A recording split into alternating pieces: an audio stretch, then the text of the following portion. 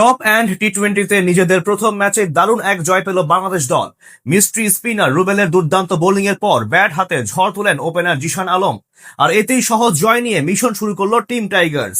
আগে ব্যাট করতে নেমে টাইগার বোলারদের সামনে পাত্তাই পায়নি নেপাল। ছোট লক্ষ্য তাড়া করতে নেমে আগ্রাসী রূপে ব্যাট চালিয়ে জয় তুলে নেয় বাংলাদেশ। টপ অ্যান্ড টি-20তে টাইগারদের এমন জয় নিয়ে বাকিটা জানবো রিপোর্টে।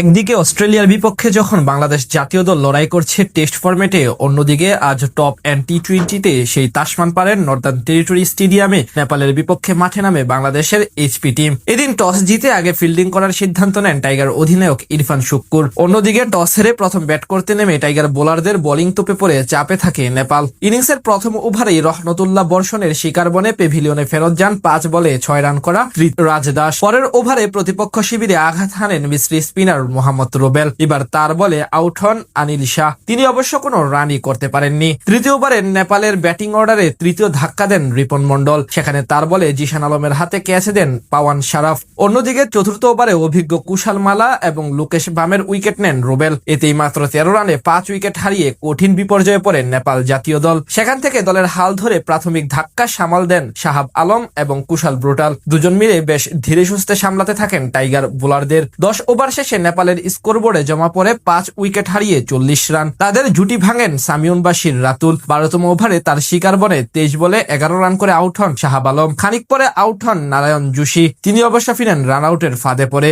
এতে নতুন করে বিপাকে পড়ে যায় নেপাল জাতীয় দল। এক প্রান্ত আগলে রেখে খেলতে থাকা কুশাল ব্রুটাল অবশ্য অর্ধশতক করতে পারেননি। 40 বলে 46 রান করে মোহাম্মদ রুবেলের চতুর্থ শিকার বনে পেভিলিয়নে ফিরত যান তিনি। শেষ পর্যন্ত 99 রানে অল আউট হয় নেপাল। বল হাতে 4 উইকেট নেন মিস্ট্রি স্পিনার মোহাম্মদ রুবেল। জবাব দিতে নেমে শুরু থেকে চালিয়ে খেলতে থাকেন টাইগার ওপেনার জিশান আলম। ইনিংসের দ্বিতীয় বলে ওয়াইড দিয়ে এক বাউন্ডারি হজম করেন পেসার রিজান দাখাল। তবে এরপরেই তার উপর চড়াও হন জিশান আলম। চতুর্থ বলে 4 মারার পর পরের 2 বলে 2টি বিশাল ছক্কা হাঁকান তাকে। সে ওভারে আসে মোট 21 রান। পরের ওভারে বিপিন কার্তি দেন আরো 11 রান, যেখানে এক বাউন্ডারি মারেন সোহান।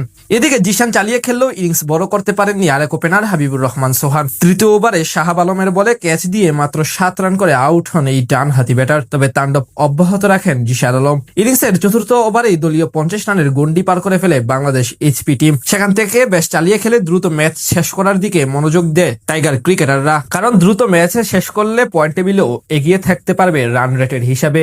এরপর আর বড় কোনো বিপদ আসেনি টাইগার শিবিরে, যার ফলে সহজেই জয় তুলে নিয়ে টপ অ্যান্ড টি-20র এবারকার আসর শুরু করলো বাংলাদেশ এইচপি টিম। অন্যদিকে আসরের দ্বিতীয় ম্যাচেও পরাজয়ের মুখ দেখলো নেপাল। এর আগের ম্যাচও তারা হেরেছিল বড় ব্যবধানে।